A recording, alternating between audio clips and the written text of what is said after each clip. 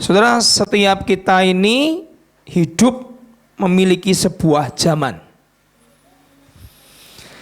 Dan setiap zaman itu mempunyai namanya sebuah kehendak Tuhan di dalamnya. Ini saya akan buktikan dengan firman Tuhan bahwa setiap zaman itu ada kehendak Tuhan di dalamnya. Dan setiap kehendak Tuhan di dalamnya kita harus menangkap setiap kita. Saya pernah tinggal di Swedia selama 9 bulan dan saya masuk di Swedia itu daerah Eropa. Saya masuk di musim adalah musim gugur. Saat itu saya datang di bulan Agustus tanggal 27. Saya pergi ke Swedia dan kemudian saya melihat banyak sekali tanaman yang rontok, kuning, coklat, dan jalan penuh dengan namanya daun di mana-mana. Dan hari itu saya datang memakai pakaian yang tipis karena saya tinggal di tropis dan dinginnya luar biasa. Untuk pertama kali saya masuk ke negara Eropa, saya merasakan kedinginan sekali. Saya sampai dikasih jaket sama orang tua asuh saya di sana. Kami punya orang tua asuh di sekolah Alkitab. Dan berkata, kamu kenapa pakai pakaian begini? Karena di negaraku tidak ada musim dingin, saya berkata. Musim gugur adalah musim masuk ke musim dingin yang cukup panjang. Dan di bulan Desember saya masuk ke musim salju. Dan saya pernah mengalami salju sekian. Begitu buka rumah tidak bisa karena saljunya sekian. Dan saya harus memakai jaket, memakai long john, memakai pakaian long john, sudah tahu ya, pakaian yang nempel dengan badan. Kalau sudah nonton film-film cowboy zaman dulu itu membuat hangat tubuh kita. Dan begitu saya masuk ke musim dingin, sudah tidak lagi saya bisa memakai baju seperti ini, kaos oblong, pakai sandal jepit, tanpa tanpa kaos kaki nggak bisa. Karena semua serba dingin ya, luar biasa. Teman saya buka jendela, dia lemparkan Coca-Cola, pum, ditunggu sebentar, Coca-Colanya menjadi dingin, diminum. Tidak perlu kulkas, karena kulkas hanya 0, tapi di luar minus 16. Dan saya pernah penginjilan di luar, tidak memakai sepatu dingin, dan kaki saya beku. Saya harus masuk ke dalam mobil, saya pasang heater, saya tempelkan kaki saya.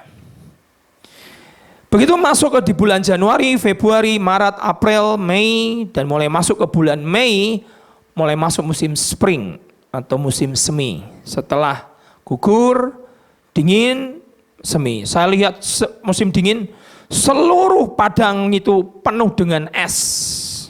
Saya lihat tanaman gandum yang baru tumbuh sekian tingginya, sudah beku semua dengan es, dipakai es skating. Saya lihat danau mulai membeku di masa musim dingin. Saya cari salju, saya main salju di gunung salju, saya meluncur dari atas. Saya lakukan itu. Itu musim dingin. Begitu musim dingin selesai, mau masuk ke musim panas, ada yang namanya spring. Ini musim yang paling saya suka, karena saya lihat tanaman-tanaman yang gundul mulai keluar tunasnya. Saya lihat, saya begitu keluar dari rumah saya, di belakangnya penuh dengan namanya burung-burung yang di musim dingin dan di musim gugur saya tidak lihat burung-burung itu. Tiba-tiba banyak sekali burung dan berkicauan luar biasa. Saya lihat bunga-bunga mulai mekar, saya lihat mawar, saya lihat warna-warni mulai keluar dan itu luar biasa. Saya bilang, ini the best musim menurut saya. Tidak terlalu dingin, tapi juga tidak terlalu panas. Dan saya mulai ganti baju saya tidak pakai lagi long coat, saya tidak pakai long john, saya memakai baju yang agak tebal tapi nggak terlalu tipis. Saya nikmati selama saya musim spring dan saya lihat suasana yang indah sekali. Begitu masuk musim summer, apa yang terjadi? Panasnya luar biasa.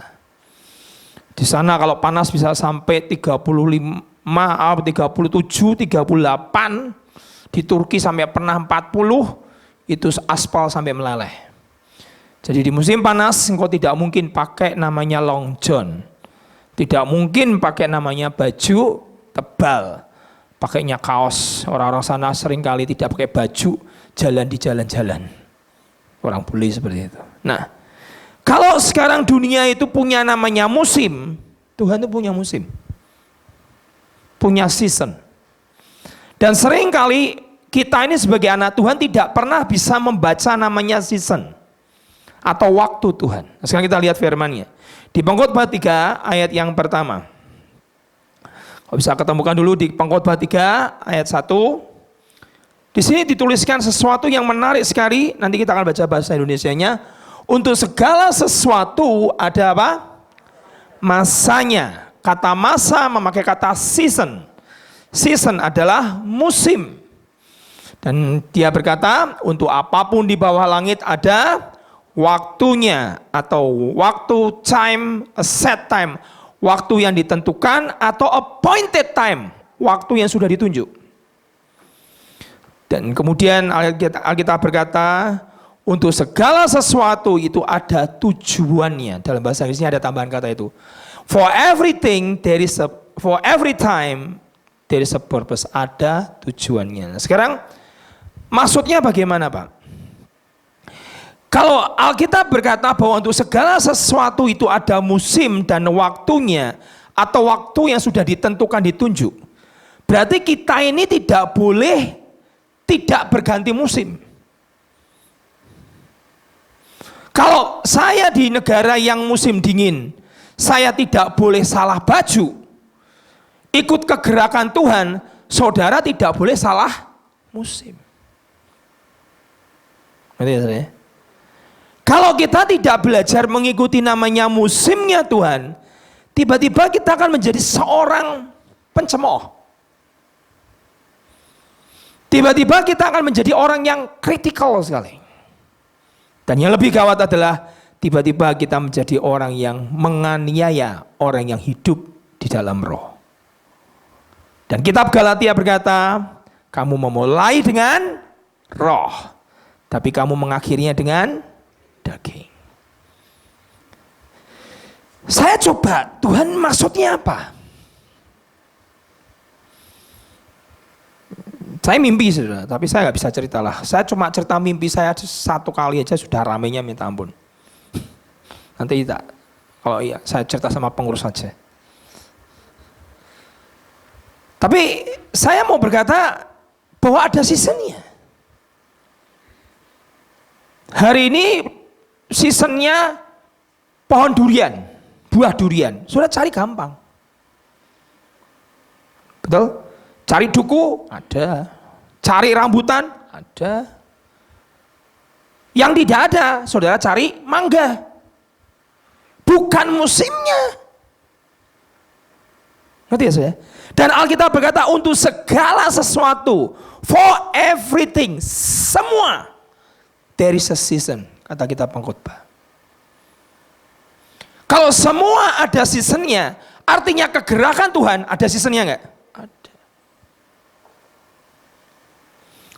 Kita lihat sekarang, bagaimana kita bisa mengerti kehendak Tuhan di season atau di zaman kita. Kisah Rasul 13 ayat 36. Kita lihat Kisah Rasul 13 ayat 36. Saya mau tunjukkan. Ini mungkin khotbah saya rada rame nanti.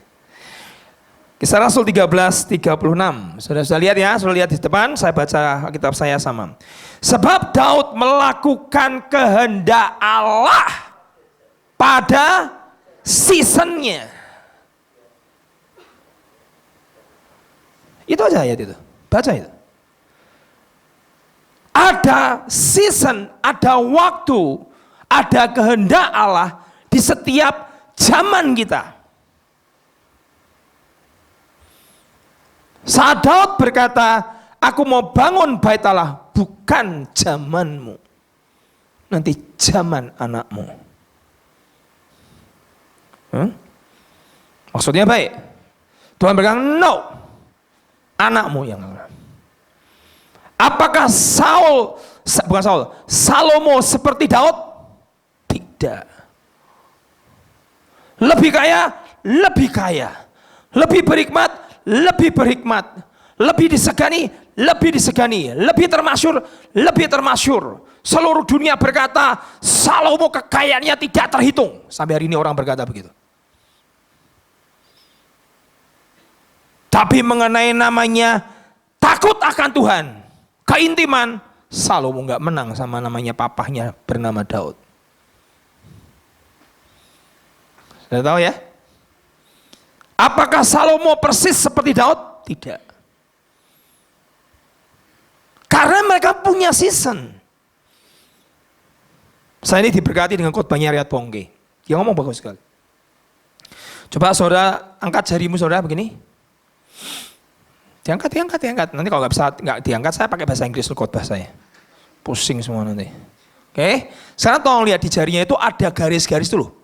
Sidik jari, lihat, tolong dilihat. Sidik jari saya ini yang satu ini aneh. Rusak. Gara-gara dulu saya ditipu sama saudara saya, dikasih lem besi. Sampai sobek Pak. Sekarang hilang sidik jarinya sini. Malah kayak ketahuannya gampang saya ini. Sudah ketemu ya? Sudah perhatikan? Saya mau tanya sama saudara. Kalau ada perampokan, pembunuhan, polisi itu yang dicari apa? Sidik jari. Kenapa dia cari sidik jari? Kenapa? Karena sidik jari manusia tidak ada yang sama. Dari berapa Pak? 7 miliar jumlah manusia. 7 miliar jumlah manusia, sidik jarinya nggak ada yang sama. Artinya apa? Ini kebenaran luar biasa. Dobrak saya. Dia berkata ini. Tuhan itu bukan kopier, pengkopi. Tuhan itu bukan duplikator, penduplikasi. Tuhan itu bukan imitator, imitasi. Nah, terus Tuhan itu apa? Tuhan itu creator, pencipta. Kalau namanya pencipta, dari yang tidak ada menjadi ada. Kalau mengkopi, yang sudah ada di copy. Imitasi, itu mengimitasi barang yang asli. Duplikasi, menduplikasi dari yang asli. Tuhan tidak duplikator. Tuhan bukan imitator. Tuhan bukan suka ngopi. Yang kerjaannya ngopi siapa? Setan.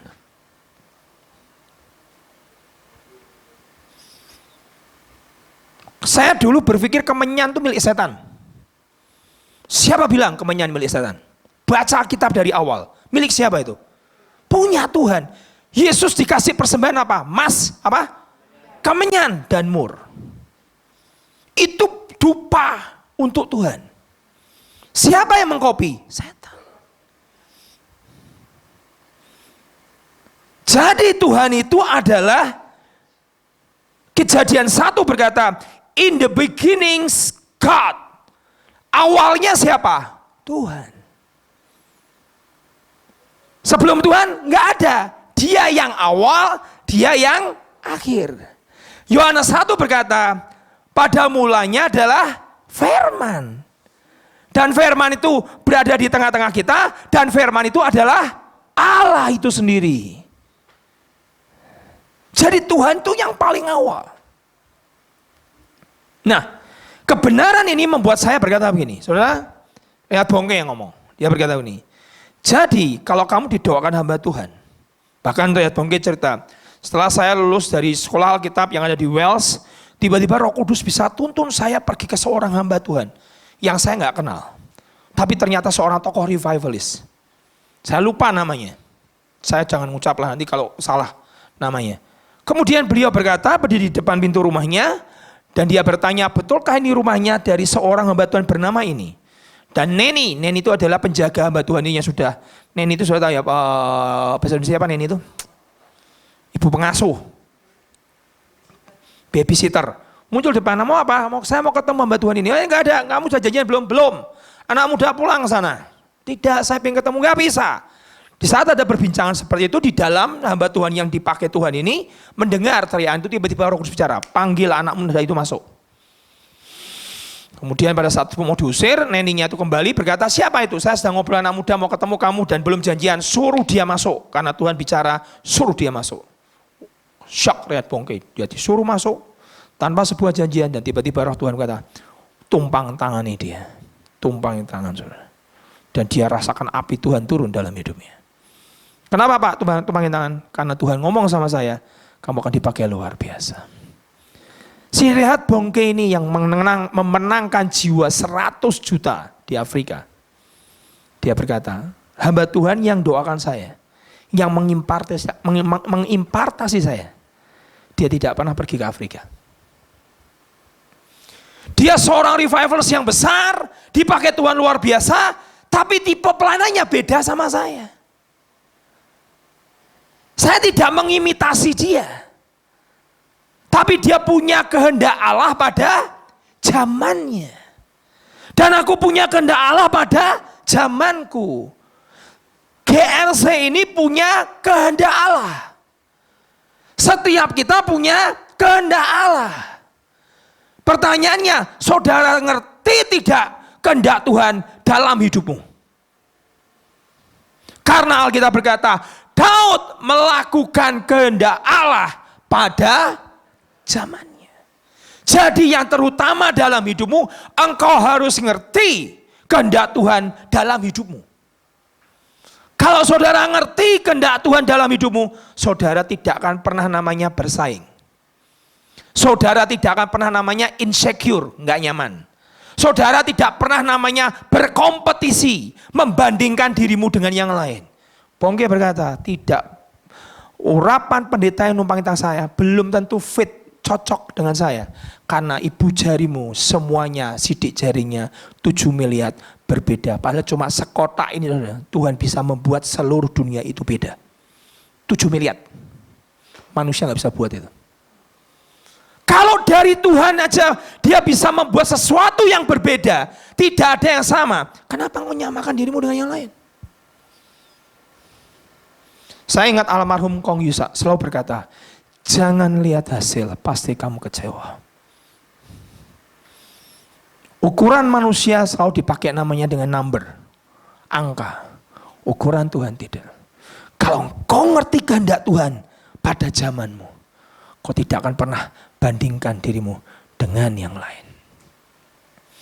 Satu kali ada seorang hamba Tuhan, dia frustasi dengan gerejanya. Dia datang kepada seorang nabi dan dia berkata begini, tolong doakan saya. Kenapa? Saya sudah frustasi dengan gereja saya. Gereja saya stuck, tidak bisa bertumbuh, gereja tidak berkembang, jumlahnya tetap sama, gerejanya begitu-begitu terus, dan akhirnya saya rasanya pingin mundur dari pelayanan. Kemudian dia datang kepada nabi dan nabinya berkata, Tuhan ngomong sama dia berkata, Tuhan bicara kepada saya, kamu mau kemana? Tanyain, saya mau pergi ke Colombia, Bogota, ada sebuah gereja dengan pendeta cell group terbaik di dunia. Dan dia bisa menghasilkan dengan jumlah jemaat yang sangat signifikan. Tiba-tiba roh Allah ngomong kepada nabi ini, jangan pergi, tinggal di sini, cari kehendakku, dan aku akan tunjukkan apa yang akan kau lakukan. Nabi ini menyampaikan kepada hamba Tuhan ini, enggak, kita ketemu 1 bulan lagi. Saya harus terbang ke Colombia, saya sudah beli tiket, sampai 1 bulan lagi kita ketemu. Jadi hari itu pendeta ini tidak mendengarkan apa kata Nabi ini. Dan apa yang terjadi? Terbanglah di hari saya, sana dia belajar dan semuanya. Kemudian dia pulang, dia implementasikan, dia coba copy apa yang dikerjakan persis di gereja itu, dilakukan di gerejanya.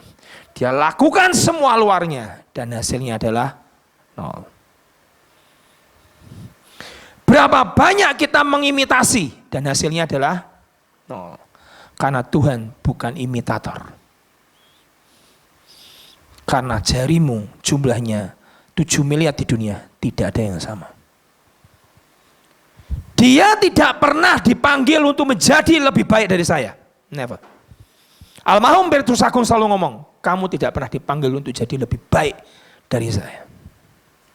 Setiap kita di mata Tuhan adalah unik.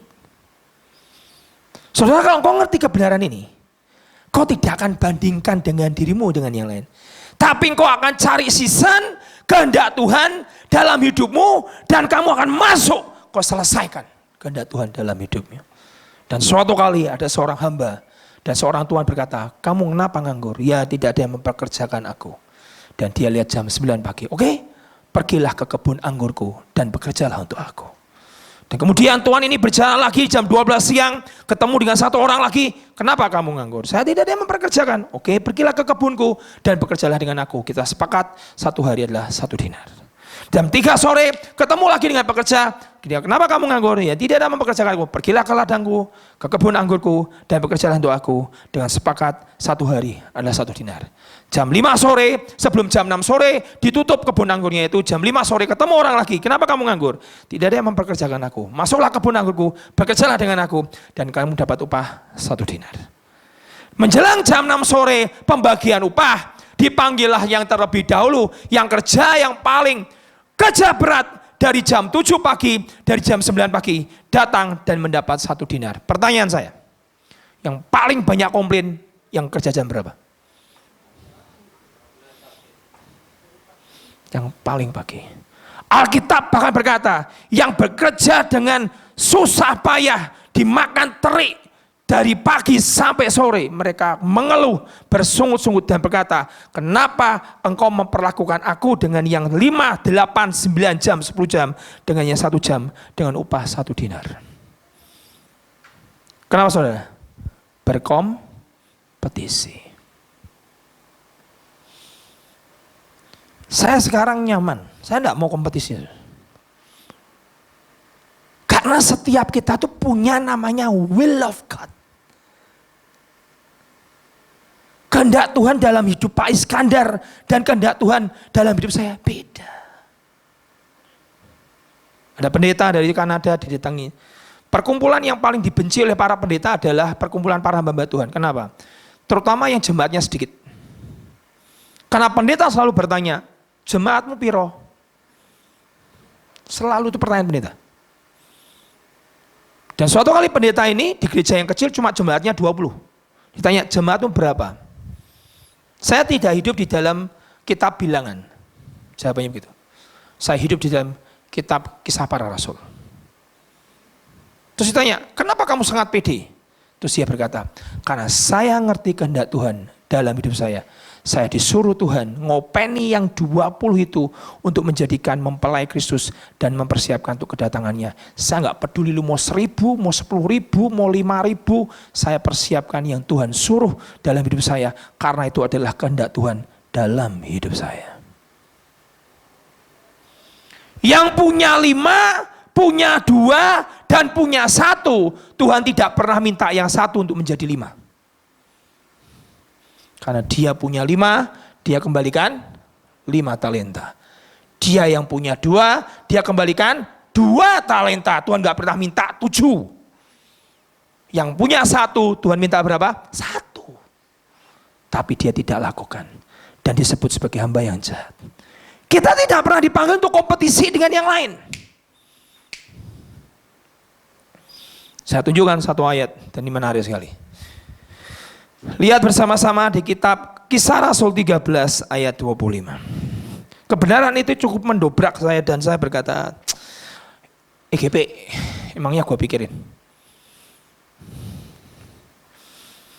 Dan ketika Yohanes hampir selesai menunaikan tugasnya, ini bahasa Inggrisnya rada salah.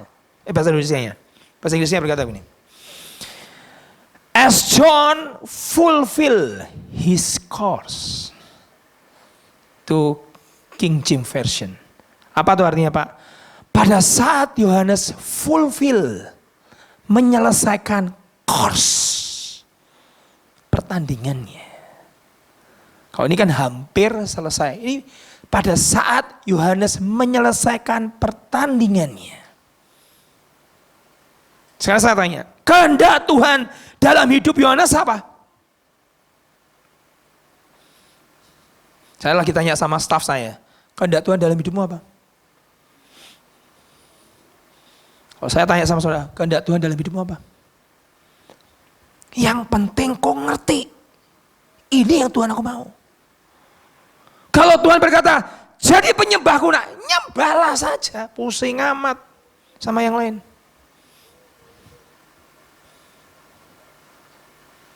Saya tanya sekarang. Saya tunjukkan 2 nabi yang dia sudah ngerti the will of God. Seperti Daud. Daud menyelesaikan kehendak Allah pada seasonnya. Masanya. Sekarang kehendak Allah dalam hidup Yohanes itu apa? Pada saat Zakaria ketemu dengan Gabriel. Gabriel berkata, anak ini akan membuat hati bapak-bapak kembali kepada anak-anaknya. Anak ini yang akan mempersiapkan jalan buat Mesias datang. Anak ini akan dikuasai dengan roh Elia yang membuat hati bapak kembali kepada anak dan anak kembali kepada bapak. Anak ini akan berseru di gurun dan berkata, bertobatlah karena kerajaan Allah sudah dekat. Saya tanya sama saudara, buktikan di Alkitab, pernahkah Yohanes Pembaptis menyembuhkan orang?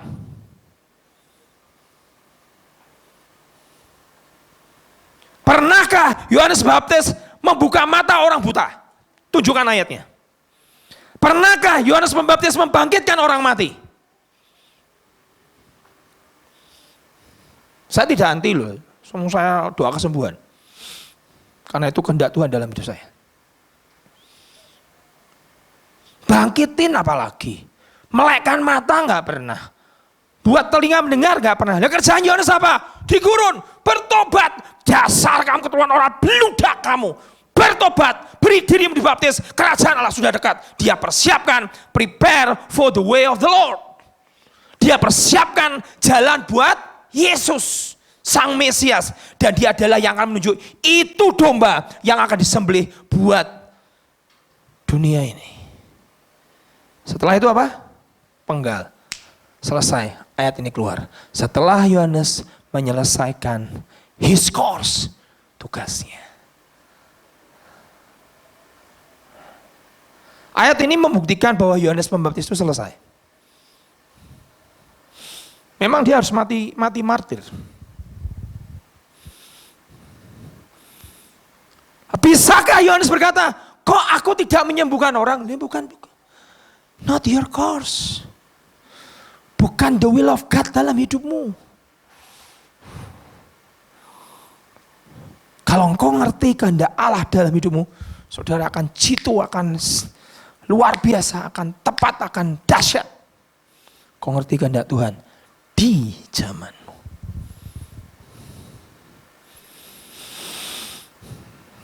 Teruskan. Ini kita nggak selesai. Ada satu ayat yang membuat saya hari ini merenung sampai bertahun-tahun. Kita buka bersama-sama di Yosua ayat 1 ayat 1. Kita berkata di Yosua 1 ayat 1. Sesudah Musa hamba Tuhan itu apa? Mati. Ini ayat cukup pendek. Pak Petrus aku pernah khotbah. Tiba-tiba bicara dalam hidup saya dari awal tahun. Sesudah Musa hamba Tuhan itu mati. Dan ayat ini berkata, berfirmanlah Tuhan kepada Yosua bin Nun, abdi Musa itu. Kapan Tuhan mulai bicara dalam hidup Yosua? Tunggu siapa? Musa mati. Saudara, Musa itu bukan simbol kekalahan. Musa itu bukan simbol Kristen yang cengeng. Musa itu bukan simbol ikon yang jelek. Musa itu simbol kekuatan rohani. Hari ini di Israel, nabi yang besar cuma 2 buat orang Yahudi hari ini. Musa dan Elia. Tapi Tuhan untuk bisa bicara dalam hidup Yosua dan lahirlah generasi Yosua. Tunggu siapa? Sesudah hambaku Musa mati. Yosua nggak pernah bisa keluar satu generasi kalau Musa belum mati. Kok bisa, Pak? Musa mengangkat tangan, bam, dengan tongkatnya terbelah laut, langsung itu angin puting beliung masuk ke laut merah. Dalam zaman sampai sejarah belum pernah terjadi kecuali Musa diangkat tangan. See the salvation of the Lord. Lihatlah keselamatan yang daripada Tuhan. Musa nggak butuh bantuan Harun, Hur, siapapun, Yosua enggak. Dia angkat tongkatnya sendiri. Bam! bam, langsung itu angin puting beliung mutar loh di laut. Dan dunia hari ini mencatat betul-betul tuh laut pernah dibelah.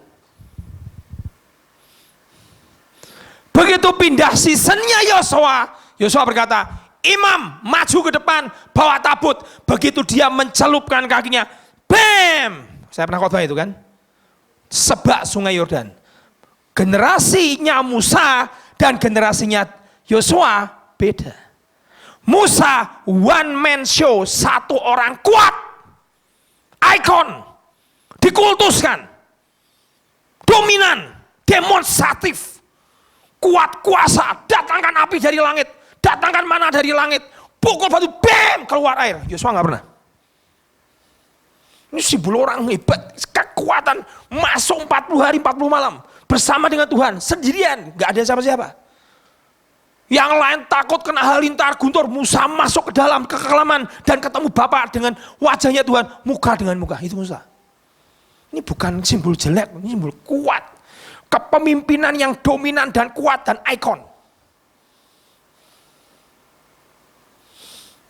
Begitu mati, nangis satu bangsa.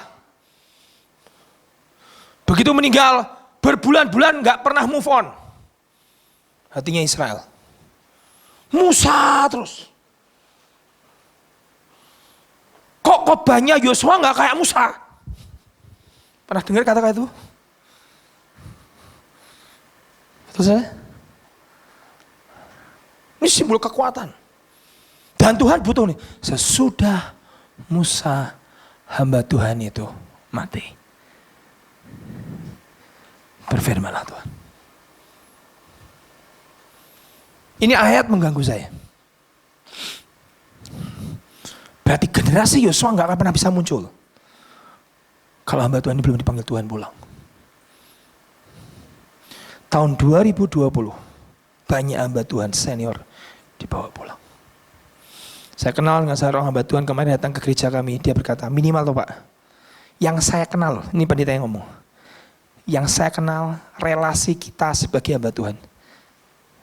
Tahun 2020 80 teman saya pendeta dibawa pulang. Itu yang saya kenal. Yang tidak saya kenal lebih banyak. Memang benar. Dibawa pulang. Kenapa? Karena ada generasi sedang dilahirkan. Loh yang ini pulang gimana Pak? Neraka, oh surga. Dia lakukan kehendak Allah pada zamannya. Musa di mana? Musa itu badan, sudah tahu. Badan Musa itu buat rebutan antara Lucifer dan Mikael.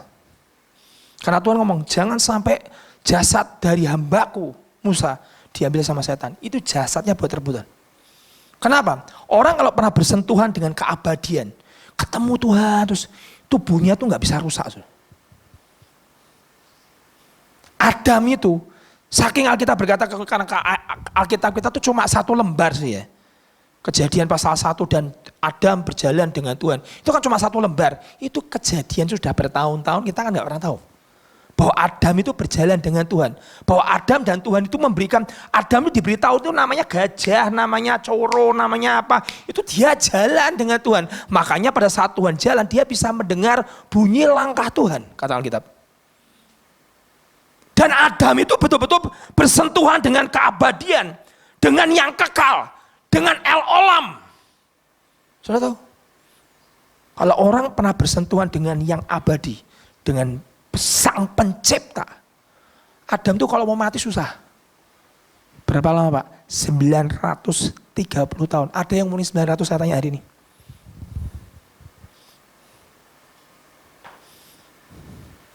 Karena orang ini pernah jalan dengan Tuhan.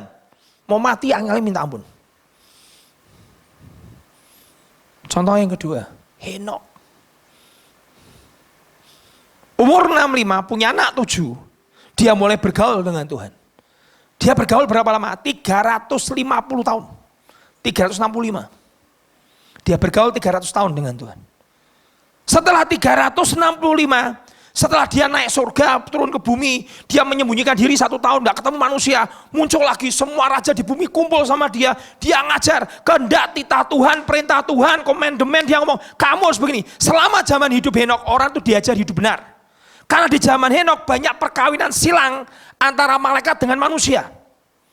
Perzinahan luar biasa. Keturunan orang raksasa di mana? Zaman Henok itu zaman abad gelap. Lebih ngeri zaman pandemi kita, saudara. Henok itu orang murtad, itu malaikat campur manusia, kayak Hercules. Kawin campur, binatang itu campur, enggak karu-karuan zaman Henok. Tapi di tengah zaman seperti itu, Tuhan menemukan Henok yang bergaul dengan Tuhan. Dan pada saat dia bergaul dengan Tuhan, dia bersentuhan dengan yang abadi. Dia bersentuhan dengan el-olam yang kekal. Gak bisa mati. Gak bisa mati. Tubuh ini gak bisa mati. Tuhan mungkin ngomong sama, Nok, gue langsung mati. Kenapa Tuhan? Nah kamu ketemu sama aku terus. Surga, bumi. Surga, bumi. Surga 1 tahun, bumi turun 2 hari. Kamu matinya bagaimana? Saudara tahu? Dibawa hidup-hidup. Mungkin Pak buat kita, mungkin. Henok tuh punya anak 7 loh.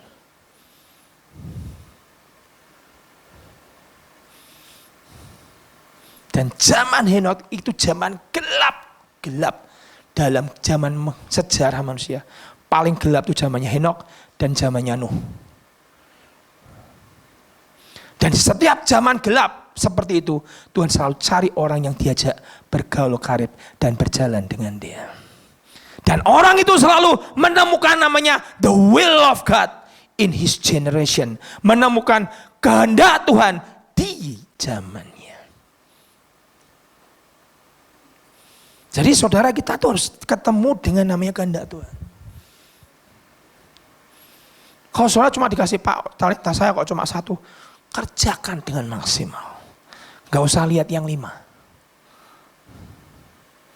Betul? Saya cuma dikasih 2. Sudah kerjakan maksimal 2. Saudara beritahu ya. Nanti kalau kita ketemu dengan tahta Tuhan. Tuhan tuh tanya gini gak? Angkatnya gini. Berapa jiwa yang kamu bawa? Tanya gitu. Tidak. Yang ngomong almarhum Pak Yusak. Sadhu Sundar Selvar juga berkata tidak.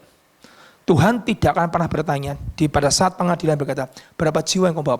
Bukan berarti kita nggak bawa jiwa loh ya. Oke ya. Penginjilan itu adalah amanat agung. Tapi ini nanti di depan pengadilan Tuhan, dia nggak akan bertanya berapa jiwa yang kamu bawa. Tapi pertanyaannya apa? Matius 7 ayat 21. Apakah engkau melakukan kehendak Bapakku yang di surga? Bukan orang yang berseru kepadaku, Tuhan, Tuhan yang akan masuk dalam kerajaan surga. Tapi mereka yang melakukan kehendak Bapakku yang di surga. Pertanyaannya, you do the will of my Father? Kamu melakukan kehendak Bapakku di surga? Enggak bisa Tuhan, aku gak ada kasih talenta seperti dia. Siapa suruh kamu seperti dia? Kebenaran ini membuat saya, iya ya. Kalau ngerti kehendak Tuhan dalam hidupmu, kenapa kita pusing?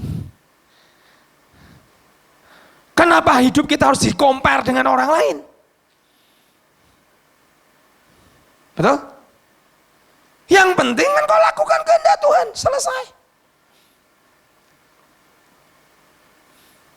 Satu kali saya mau ceritanya, di luar konteksnya. Saya kan lagi renungin sesuatu yang ini yang saya mau cerita ini. Saya tahu Sundar Singh, Sadhu Sundar Singh, sudah meninggal. Orang India berjubah kuning. Suatu kali dia masuk ke dalam sebuah di gua, ketemu dengan orang bernama Maharishi. Maharishi itu adalah orang Mesir yang jadi penginjil dan akhirnya dia sekarang menetap di gua dan sekarang masih hidup.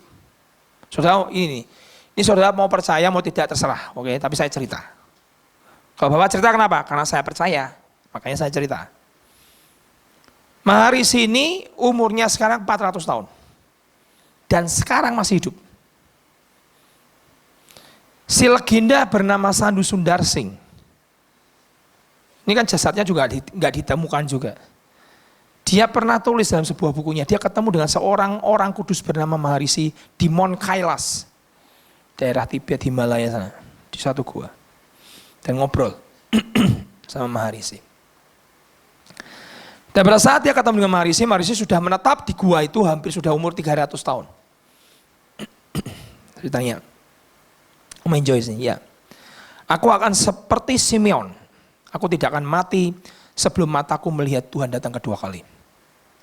Ini ada loh saudara. Saya baru kaget, saya baca tuh kaget. Oh ya? Pak masa ada sih Pak, hari umur 400 tahun. Ya, ini buktinya ada. Kalau Bapak pernah lihat, enggak, saya percaya kok.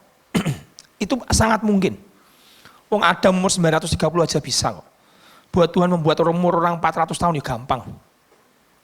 Betul? Kalau ketemu dengan namanya keabadian nggak bisa mati. Terus kemudian dia ketemu dan ngobrol. Pada saat dia ngobrol katanya, si Sadhu Sundar Singh begini, Sen, aku orang kudus. Aku ini sudah tinggal dengan kamu hampir sebulan. Beri waktu aku 1 minggu lagi tinggal dengan kau. Nanti setelah itu akan pergi nginjil ke Himalaya, ke Tibet dengan jalan kaki itu di musim salju.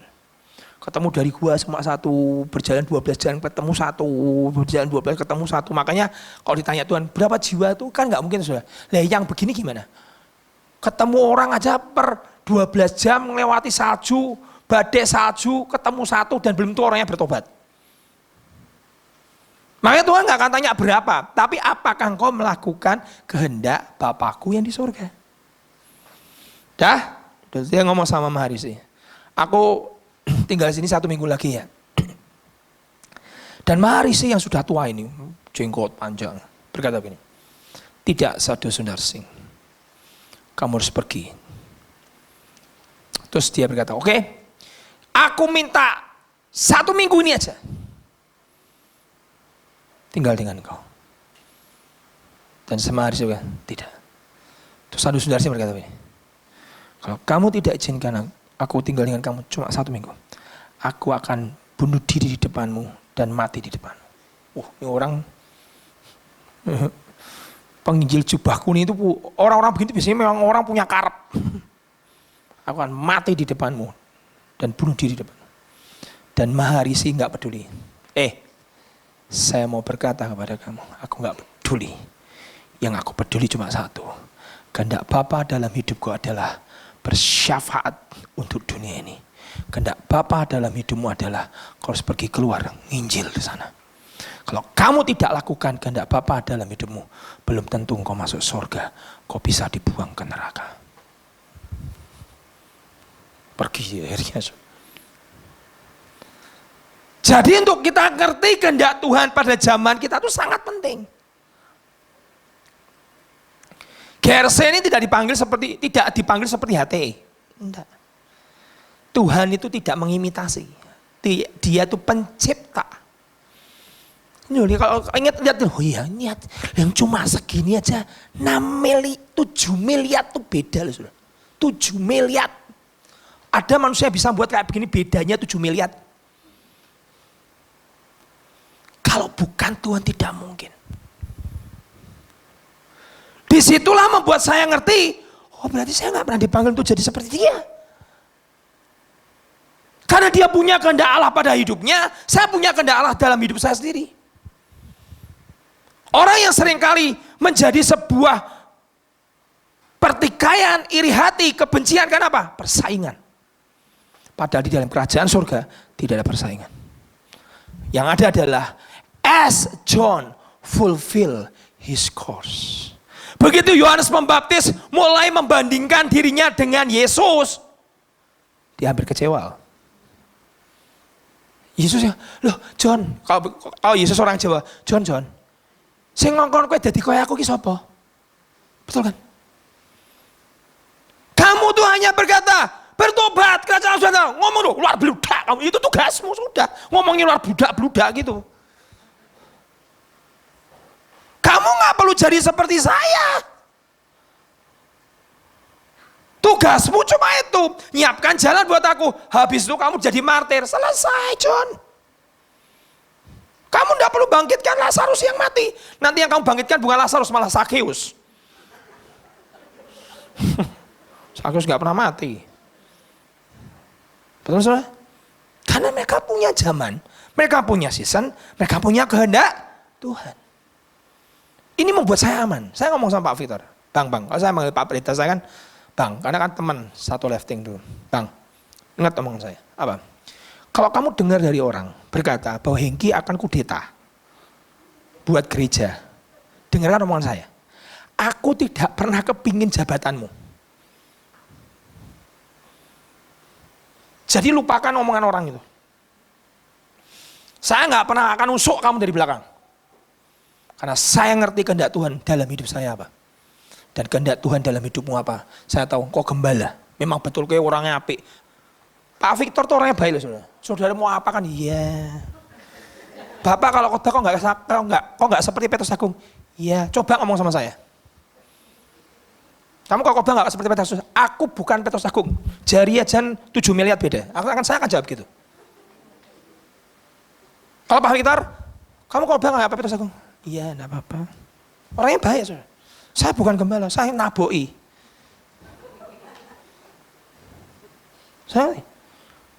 Kalau kau ngerti posisimu, kau akan aman. Kau tidak akan menginginkan mimbarnya orang.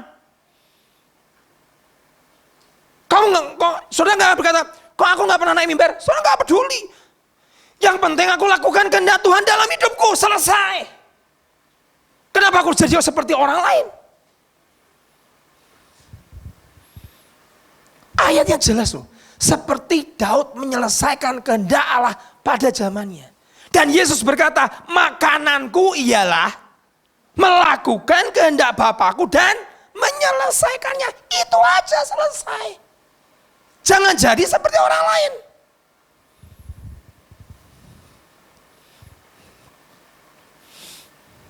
Tuh aku gak bisa nyanyi seperti dia ya. Ya memang kamu bukan WLO lebih. Kok aku gak bisa menari seperti ini? Memang kamu bukan penari. Jadi dokter, jadilah dokter sesuai dengan kehendak Allah dalam hidupmu. Bapak tahu, sekarang saya tahu, setelah saya merenung, saya ngerti sekarang. Yeremia ngerti kehendak Tuhan dalam hidupnya sejak kapan? Sejak dari kandungan ibunya. Engkau aku tetapkan untuk menjadi nabi buat bangsa dan kau akan dikuduskan dari sejak rahim ibumu. Itu Nabi Yeremia, sudah kehendak Allah dalam hidupnya sudah ada. Seperti Yohanes Pembaptis, sebelum dia lahir, dia ngomong dia akan menyiapkan jalan buat Tuhan. Jadi saya ngerti sekarang. Dengan kau ngerti begini, kau tahu season, kau tidak pernah bersaing. Kau tidak pernah bandingkan dengan dirimu orang lain. Orang yang suka membandingkan contohnya siapa? Saul. Kenapa sih Daud berlaksa-laksa berjuta-juta, kok padaku cuma diperhitungkan beribu-ribu? Karena dia bersaing. Karena dia iri. Dan saudara tahu, iri itu ya, saudara jangan berkata begini, oh yang paling ngeri itu berzina. Saudara dari bebek. Iri itu seperti empedu yang pecah di dalam tubuh ayam. Coba saudara buka bedah ayam, empedunya pecah. Itu semua badan ayam tidak bisa dimakan. Pahit semua. Iri itu sama. Sampai matinya pun bunuh diri si Saul. Gara-gara cuma apa? Iri sama Daud. Tuhan ngomong, ol, yang nyuruh kamu jadi seperti Daud itu ya siapa? Betul kan? Aku tidak pernah suruh kamu jadi seperti Daud.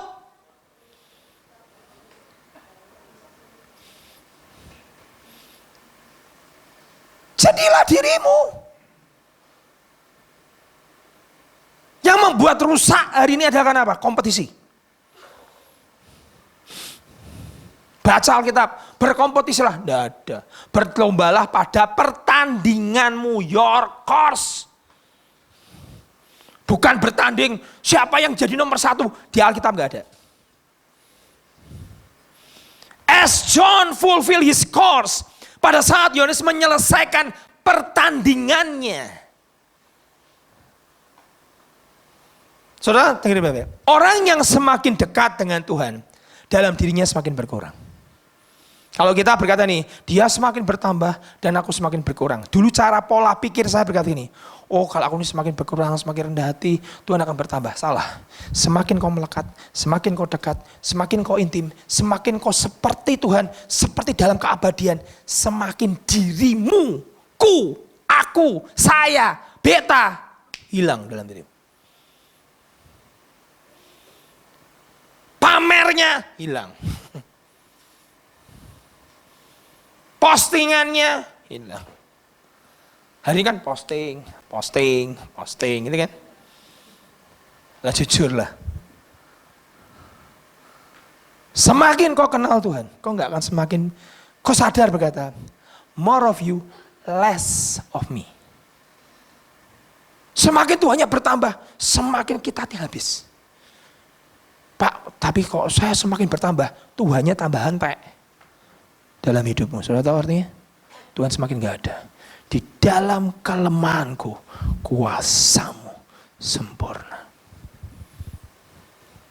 Terus, khotbah saya menggok, saya kemana-mana nih saudara.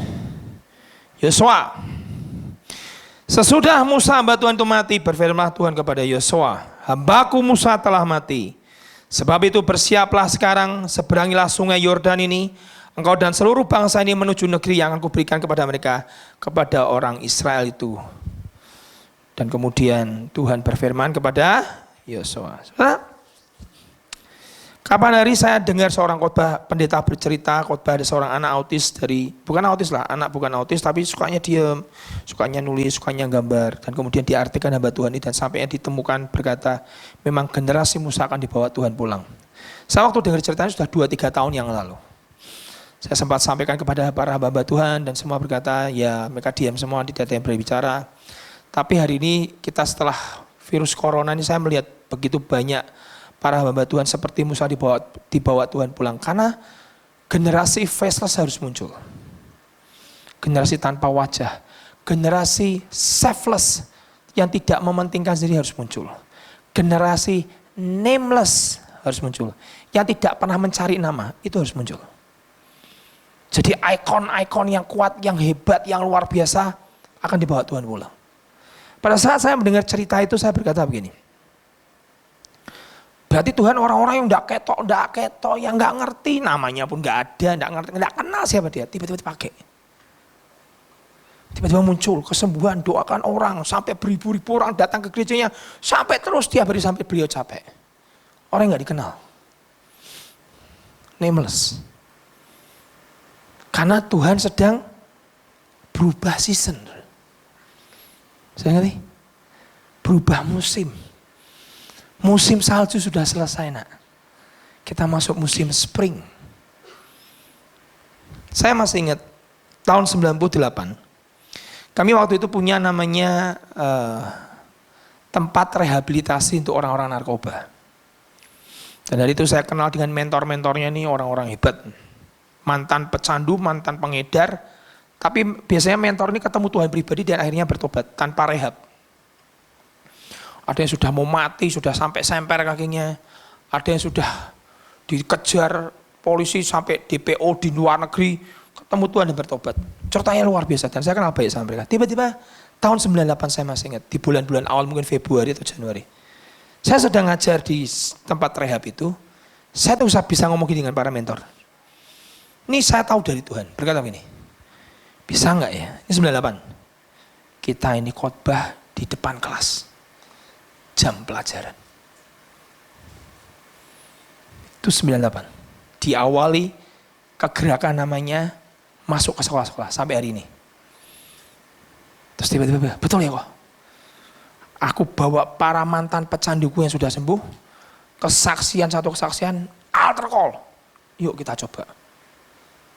Tahun 98, saya masuk hampir 2 bulan atau 1 bulan. Saya sentuh 10.000 siswa. Itu bukan cuma seminar, ngomong, kasih pelajaran begitu saya. Itu cuma orang kesaksian hidup, altar call itu orang pelepasan. Di kelas pelepasan, muntah-muntah tuh sampai gurunya bingung. Lagi anakku muntah-muntah kabeh itu kenapa? Bingung tuh pelajaran sekolah anaknya muntah-muntah. Nangis saya masih gitu, anak aku kabeh kok buge nangis tuh masuk apa? Sinetron Bu sinetron. Ra ono sinetron pokoknya buat jangan nangis. Rame saya diusir sama pemimpin kepala sekolah gara-gara anaknya nangis teriak-teriak pelepasan, ada yang healing. Wah, itu tahun luar biasa 98. Dan kami sentuh 10.000 anak. Kami retret hampir tiap hari retret, 1 hari 2 sekolah, 1 hari 2 sekolah, 1 hari 2. Terus gak pernah berhenti. Saya buat KKR hampir 1 tahun, hampir tiap minggu itu KKR terus. Yang datang 15.000, 13.000 terus. Dan saya lihat tuh, wah Tuhan, luar biasa ya, kok bisa ya? Tuhan ngomong sama saya, hari ini baru, itu seasonmu. Saya nyuruh anak buah saya hari ini, kamu buat seperti saya. Belum tentu bisa. Saya ngerti. Salomo aja nggak bisa seperti Daud. Betul kan? Akhir hidupnya yang lenceng. Tuhan tuh nggak pernah kangen sama Salomo, nggak pernah. Pernah? Aku kangen sama hambaku Salomo. Pernah ngomong ayat di Alkitab? Enggak, aku kangen sama hambaku Daud. Keintimannya, kedekatannya, Daud hebat. Saya berkata, Tuhan, yang zaman saya dulu kok hilang ya? Itu seasonmu. Sampai gurunya kayak, nangke kenapa? Pelepasan Bu, paling gak Kristen saudara. Kenapa pelepasan? Setannya akeh Bu, setannya akeh. Saya sampai, ini kelas jadi gereja. Season, itu betul-betul luar biasa. Masuk kelas baru ngomong 5 menit dikelawat terus wah, kepala sekolahnya keluar dari kantor langsung apa yang terjadi ini? Kok semua pada nangis Bu? Ada film sinetron kalau dengar sampai nangis, tapi jangan begini kalau nangis aku. Bagaimana pertanggungjawabanku pada orang tua? Saya diusir sudah, dia adili saya pernah dudukkan. Kamu apakan anak saya? Enggak saya apa-apakan Bu. Ini loh kesaksian Bu, mantan pecandu. Season. Ya hari ini dibuat, tapi maaf, tidak sekuat zaman saya. Dan yang melopori waktu itu adalah teman kami, tahun 98. Terus saya share ke kota-kota, saya cerita apa yang kami lakukan. Yang dari Jogja pun sampai ketemu sama saya pribadi, tanya, oh Peter, kamu jangan cuma seminar, kasih altar call, ngomong Tuhan, nanti kan kuat. Oh gitu ya kok, dia contoh luar, dia sampai seluruh Indonesia. Tapi fenomenal orang pelepasan sampai gulung-gulung di kelas, gulung-gulung. Itu dan saya nggak bisa. Kok kamu nggak seperti saya? Nggak bisa. Kalau bukan karena Roh Allah tuh nggak bisa. Betul? Itu movement namanya. Nah, dengan kita ngerti movement begini, kau tidak akan pernah bandingkan dirimu dengan yang lain. Kok nggak akan pernah compare, bandingkan dirimu dengan kelompok lain. Kau akan aman di setiap zaman yang Tuhan beri dalam hidupmu. Ayat terakhir. Kita lihat ayat terakhir saudara.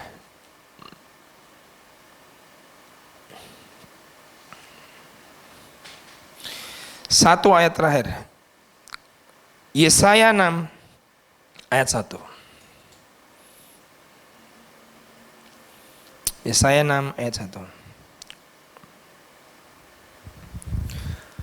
Dalam tahun matinya siapa? Raja Uzia, aku melihat Tuhan. Siapa yang melihat Tuhan? Yesaya. Putus siapa mati? Uzia. Siapa Uzia? Raja yang begitu giat untuk Tuhannya, tapi diakhiri dengan sebuah kesombongan. Dia bakar ukupan, masuk ke dalam bait Allah, dan ditegur para imam, itu bukan tugasmu. Kamu melanggar kekudusan, marah, keluar kustanya, dan dia kena kusta sampai hari matinya. Begitu mati, mata Yesaya baru melihat Tuhan. Dalam hidupmu harus ada usia yang mati. Artinya apa tuh Pak? Usia kesombongan. Makanya sampai hari ini akhirnya saya percaya multitasking itu nggak ada. Karena setiap tubuh Kristus itu mempunyai fungsi yang berbeda. Saya itu tidak bisa jadi mata, jadi telinga, jadi mulut, jadi tangan, jadi kaki. Gak bisa. Mata tidak bisa jadi kaki, betul? Coba saudara hari ini kemarin setelah kebaktian selesai, pulanglah berjalan dengan matamu. Bisa? Tidak bisa. Mendengarlah dengan mulutmu. Gak bisa. Bicaralah dengan kakimu. Gak bisa. Semua punya fungsi yang berbeda. Generasi terakhir, Tuhan akan pakai tubuh Tuhan. Nubuatan terakhir berkata begini. Di generasi terakhir nanti akan ada kelompok yang kok lihat, aduh kok modelnya kayak gini ya. Tapi dipakai Tuhan. Hati-hati. Saya kasih peringatan terakhir aja, ini terakhir. Ini ya. Di kitab Pengkhotbah berkata, di atas bawah kolong langit ini tidak ada sesuatu yang baru. Sejarah akan mengulang sendiri. Betul kan? Kenapa hari ini sudah mulai akan disensus? Kenapa? Karena zaman Yesus pernah disensus. Betul? Yusuf dan Maria harus pulang ke kota kelahirannya. Di mana? Bethlehem. Kenapa? Sensus. Makanya hari ini dunia sedang disensus. Sejarah akan mengulang dirinya sendiri. Nah, sekarang lihat ini. Sejarah akan terulang lagi. Abad 400 tahun, abad gelap gereja. Gelap. Penyelewengan, perjinahan, main uang. Otoritas tertinggi adalah kepala gereja. Dan kepala gereja dianggap sebagai suara Tuhan. Begitu pendetanya berkata, orang itu sesat, itu dibakar hidup-hidup. Di zaman abad gelap gereja itu membunuh orang kudus itu hampir puluhan juta. Gara-gara cuma pemimpinnya yang adalah wakil Tuhan. Suara Tuhan berkata, sesat, langsung dibakar. Termasuk adalah Zhang d'Arc dari Perancis. Begitu Zhang, pemimpin gereja berkata, ini wanita menjadi laki-laki, memimpin perang. Bakar! Dibakar, saudara. 50 tahun kemudian, 50 tahun kemudian mereka berkata, ternyata yang kita bakar adalah seorang orang kudus. Telat. Sejarah selalu begitu. Mengulang. Nah, 400 abad gelap diakhiri dengan seorang biarawan bernama Martin Luther. Tiba-tiba Martin Luther membaca Alkitab, dia ketemu the just shall live by faith. Orang benar hidup karena iman. Loh, selama ini ternyata salah. Orang benar itu hidup karena iman, karena firman. Bukan apa kata pemimpinnya itu yang katanya adalah wakil Tuhan. Dia buat namanya reformasi. 400 tahun abad gelap gereja dirubah dengan orang bernama Martin Luther. Martin Luther menjadi sebuah movement yang luar biasa, punya pengikut yang luar biasa. Dan akhirnya Martin Luther ini dianiaya oleh abad gelap gereja. Karena tidak sama. Seasonnya berubah. Martin Luther setelah puluhan berapa ratus tahun lahirlah kelompok Martin Luther. Protestan, luar biasa. Dengan kegerakan yang dari Tuhan. Dan akhirnya lama-lama mereka terus berkata kami yang dari Tuhan. Martin Luther mengulang sejarah yang sama. Muncullah Tuhan berkata, nah seasonnya berubah. Muncullah Anabaptis.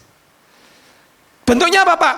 Baptis itu harus selam. Tidak boleh baptisannya begitu. Anabaptis muncul. Yang menganiaya siapa? Luther. Yang dulu lahirnya karena kegerakan. Ya sudah terang ya.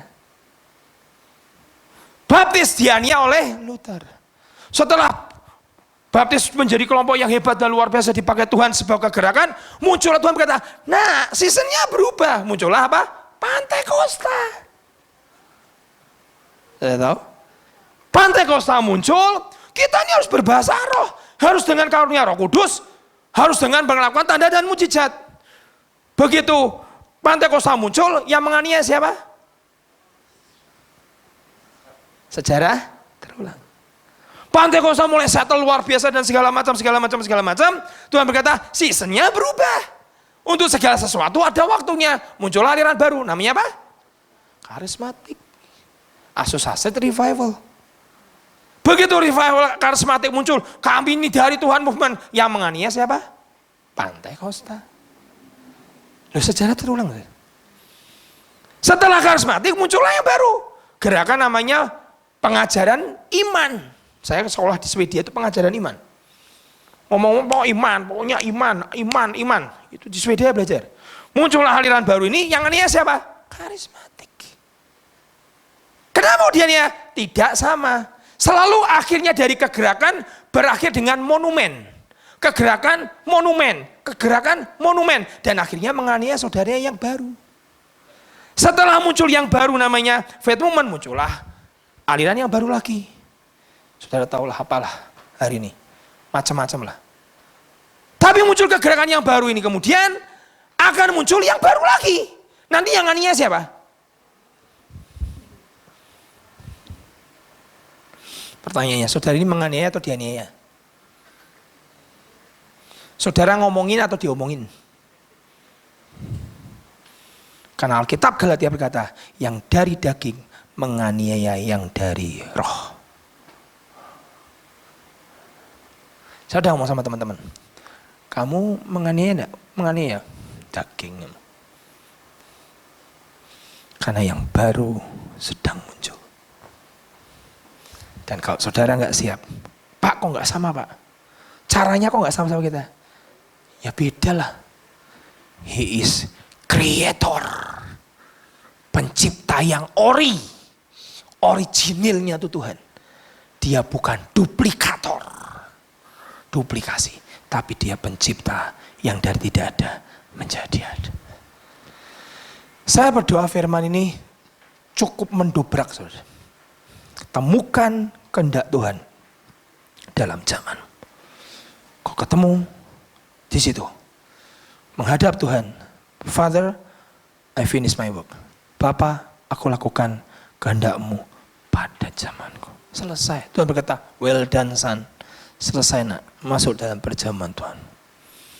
Kau nggak perlu berkata, kok aku cuma dapat 1 dinar, kerja banting tulang itu yang cuma 1 jam.